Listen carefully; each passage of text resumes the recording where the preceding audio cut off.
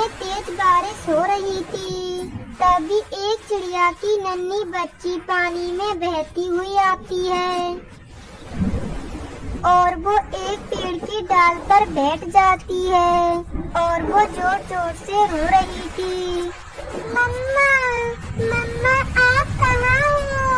मुझे बहुत डर लग रहा है। उस बच्ची की रोने की आवाज एक पास में दूसरे पेड़ पर बैठी बायु चील को सुनाई देती है। अरे ये तो किसी बच्चे की रोने की आवाज है। इतनी तेज बारिश में इतनी जोर जोर से किसका बच्चा रो रहा है? शायद उसकी माँ अभी तक भोजन लेकर घोंसले में नहीं आई है और बच्चा अकेले होने की वजह से डर रहा होगा। लेकिन मुझे क्या, मेरा तो आज के भोजन का इंतजाम हो गया। इतनी तेज बारिश में कहीं भोजन भी नहीं मिलेगा। चलो चलकर देखती हूँ किस घोंसले में मेरा शिकार रो रहा है। इतना सोचकर बायु चील बच्चे को इधर उधर ढूंढने लगती है। तभी उसकी नजर पेड़ पर बैठी चिड़िया की उस बच्ची पर पड़ती है। वो जल्दी से उस बच्ची के पास जाती है। मम्मा, मेरी मम्मा, आप कहाँ हो मम्मा? अरे ये बच्ची तो बहुत छोटी है, पता नहीं कहाँ से चली आई है। ये तो इस जंगल की भी नहीं लगती। इसे खाकर तो मेरा पेट भी नहीं भरेगा। लेकिन इतनी तेज बारिश में भगवान ने मेरा शिकार खुद मेरे पास भेज दिया। शायद ऊपर वाला भी आज मुझ पर मेहरबान है।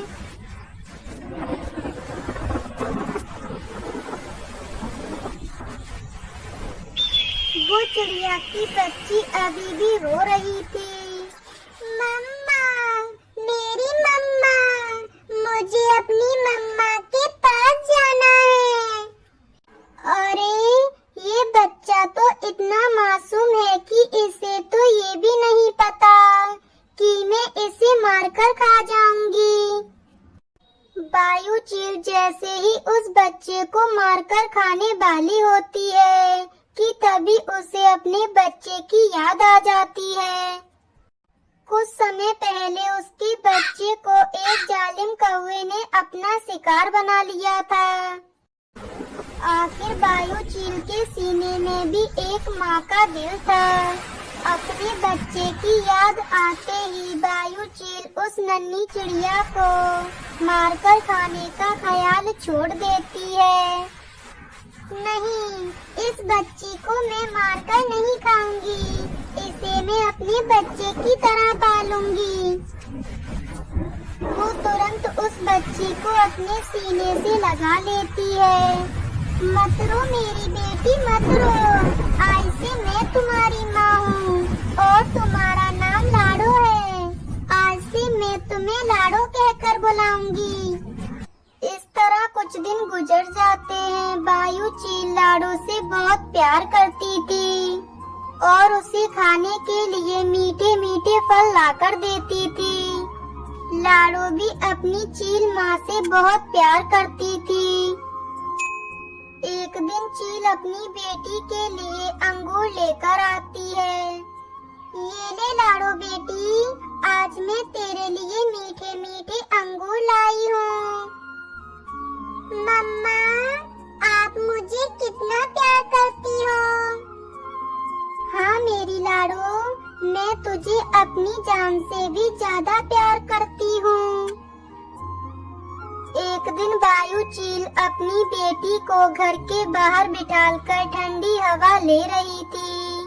तभी कालू कौवा की नजर बायु चील पर पड़ती है।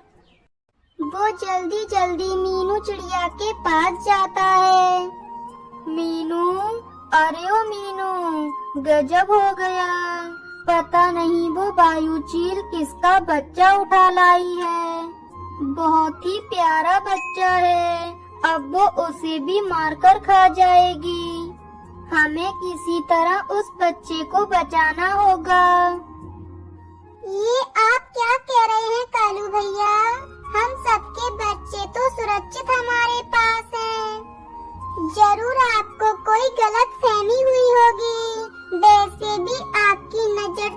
कमजोर हैं। नहीं मीनू, मेरी नजर इतनी भी कमजोर नहीं। मैंने देखा वो चील उस चिड़िया के बच्चे को अपने पास बिठालकर घूरे जा रही थी। हमें जल्दी ही कुछ करना होगा। कालू भैया, हम दोनों मिलकर उस चील का मुकाबला नहीं कर सकते, वो बहुत ही ताकतवर है। कालू कौवा एक मांस का टुकड़ा लाता है और उस पर जहर लगाकर वायु चील के घोंसले के बाहर रख देता है। फिर सभी एक पास वाले पेड़ के पीछे छिपकर वायु चील के घोंसले पर नजर रखने लगते हैं। उधर चील अपनी बेटी से कहती है, लाडो बेटी, मैं अभी भोजन लेकर आती हूँ, तुम घोंसले से बाहर मत निकलना। नहीं मम्मा, मैं घोंसले से बाहर नहीं निकलूंगी, मैं आपकी अच्छी बच्ची हूँ ना, मैं आपकी बात मानूंगी, आप जाओ। वायु चील जैसे ही घोंसले से बाहर निकलती है, उसे वो मांस का टुकड़ा दिखाई देता है। उसे क्या पता था कि इसमें जहर लगा है। जैसे ही वायु चील ने वो मांस खाया, वो वहीं मर गई।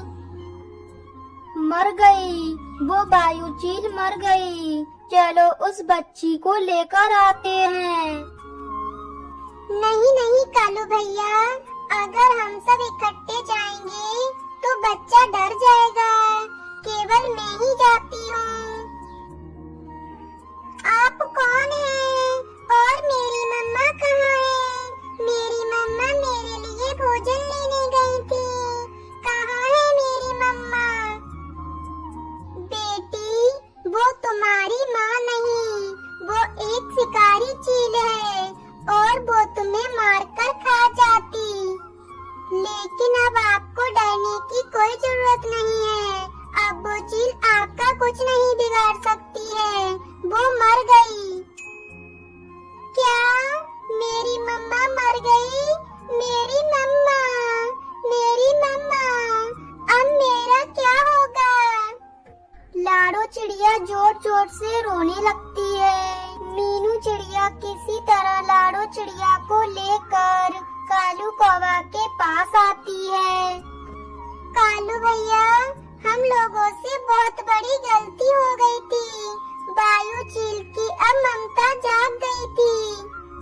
वो इस बच्चे को अपने बच्चे की तरह पाल रही थी। हम लोगों ने बिना पूरी बात जाने ही इतना बड़ा पाप कर दिया। लेकिन अब कुछ नहीं हो सकता, आज से मैं इस बच्चे को पालूंगी। उस दिन के बाद से मीनू चिड़िया लाडो की माँ बनकर उसे पालने लगी और लाडो चिड़िया अपनी मीनू माँ के साथ अपनी आगे की जिंदगी खुशी खुशी बिताने लगी।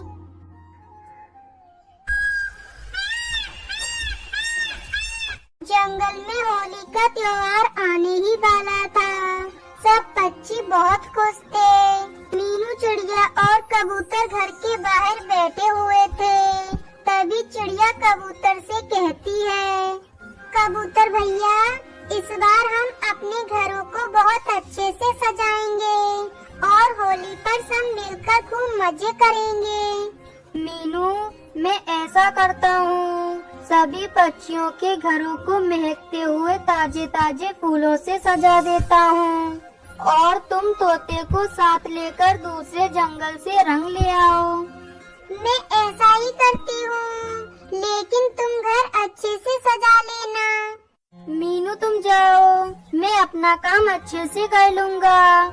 उसी जंगल में एक गोरी कौवी भी रहती थी, जो थी तो काली, मगर पक्षियों ने उससे गोरी गोरी कहकर उसे बिगाड़ दिया था और अब तो वो काली कौवी खुद को गोरी ही समझने लगी थी और खुद को सबसे सुंदर समझने लगी थी। इसीलिए दूसरे पक्षियों से उसका बर्ताव अच्छा नहीं था। कालू कौवा जो उसका पति था वो तो था ही चोर, इसलिए काम भी उसके बुरे ही थे। वो दोनों पति पत्नी एक नंबर के निकम्मे थे। वो दोनों ऐसे ही बैठे हुए थे कि तभी वहाँ पर मीनू चिड़िया और तोता आ जाता है। गौरी, तुम्हें नहीं पता कि कल की